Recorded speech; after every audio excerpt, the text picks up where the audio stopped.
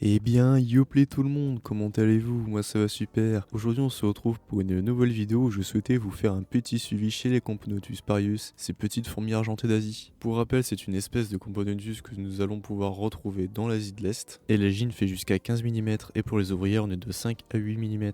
Et pour les majeurs on est de 10 à 12 mm pour les plus grands. Alors du coup, pour parler de l'évolution de cette espèce comparée au dernier suivi, on a juste eu une nouvelle génération et la gine a répandu une nouvelle grappe 2 et on a carrément déjà des nouvelles larves et la troisième génération qui arrive, je pense, sûrement avant la pause hivernale.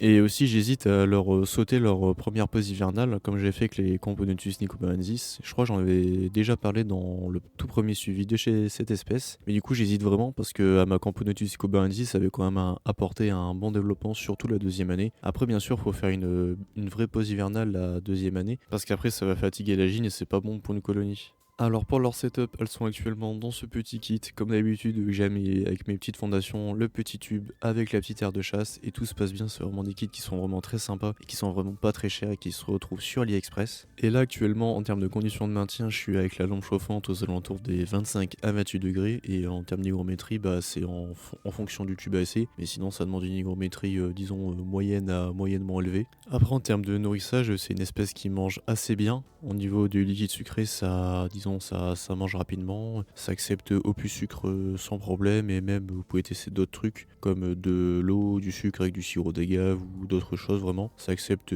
toutes sortes de liquides sucrés et en termes d'insectes, je suis à une blatte par semaine. Comme vous pouvez le constater, elles ont carrément dégommé l'ancienne blatte et c'est important niveau couvain.